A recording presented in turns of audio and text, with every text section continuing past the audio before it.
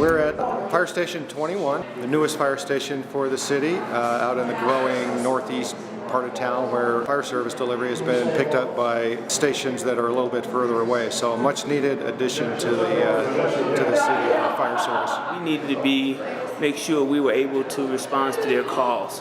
And as a result of that, Station 21 was designed. This fire station is going to be a huge benefit to the community.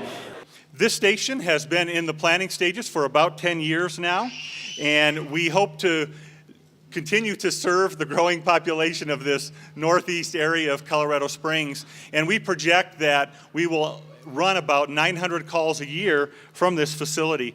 As you can see out front, we have new Engine 21 parked there, and behind us is new Brush 21.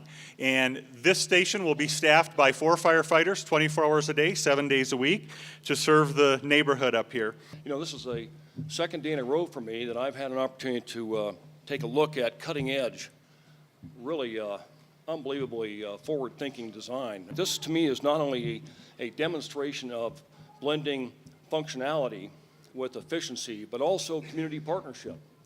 I notice you have a space for a community garden. You know, Steve and I were talking before we started this ceremony about how this will serve as an economic engine for this part of Colorado Springs, we hope.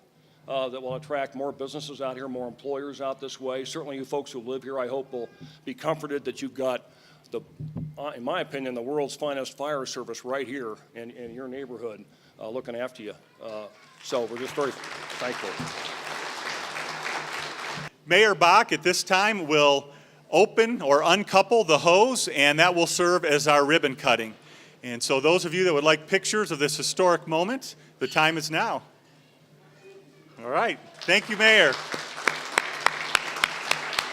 Fire Station 21 was designed, as you heard, by the Finnell Group and represents an old firehouse design and a modern appearance. And each floor has approximately 5,900 square feet. With work and living areas in the upper levels. There's also some other unique things related to this building.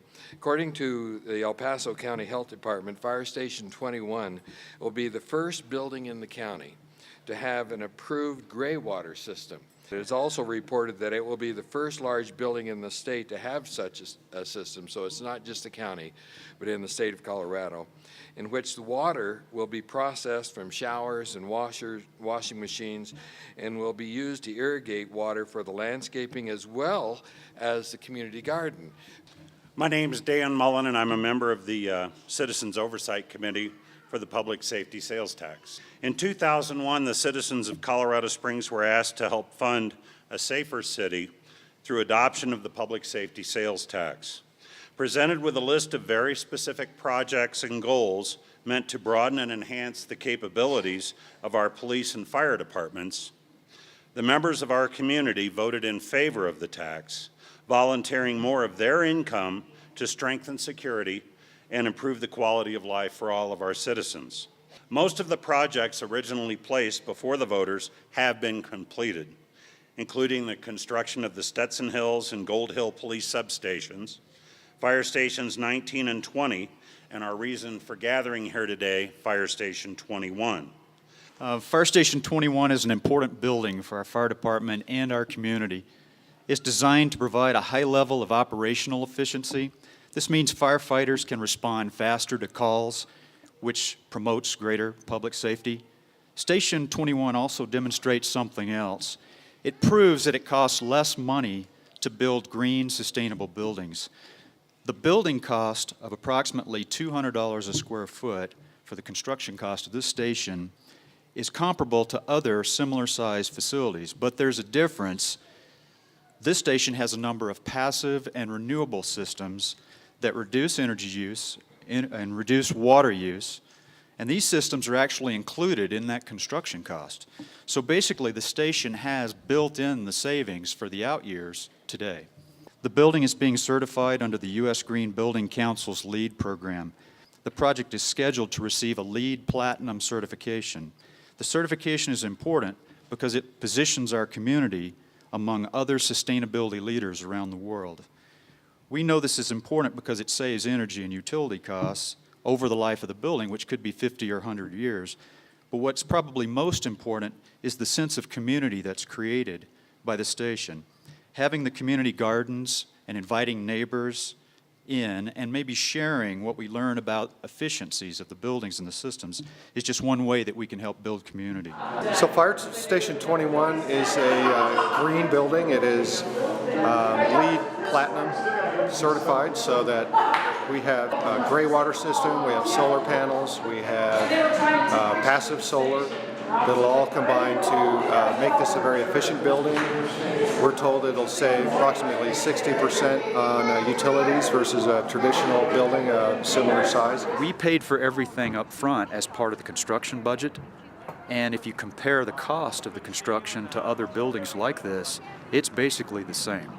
So how did we do that? Well, when you walk through, you see that the building has a little bit more of sort of a hip urban feel to it with a lot of exposed steel and other exposed systems. Well, there's cost savings in that type of design. You know, passive systems are those that once you install them, then they operate without any additional energy requirement and without any maintenance requirement.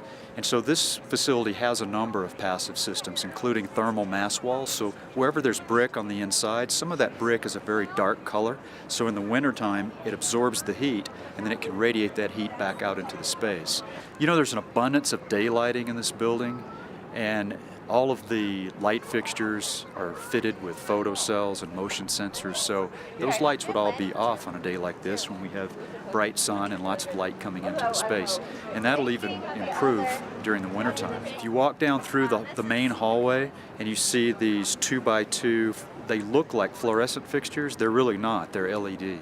It's a very efficient means of lighting. So for a fraction of the amount of electricity that it would normally take to light a space, you know, we can use these fixtures to provide the same amount of light at a much lower cost. It's got an urban loft kind of feel for the living quarters, which is different for us. We're looking forward to seeing how the building functions during the winter and summer months with all these new green systems. One of the things that we wanted to do was to pay homage to the traditional image of a firehouse, which is red brick. And so we use the red brick throughout. Because they're such a prominent feature and it's the main exposure to the public, it really does have the appearance of a brick building, even though the amount of brick is small in percentage.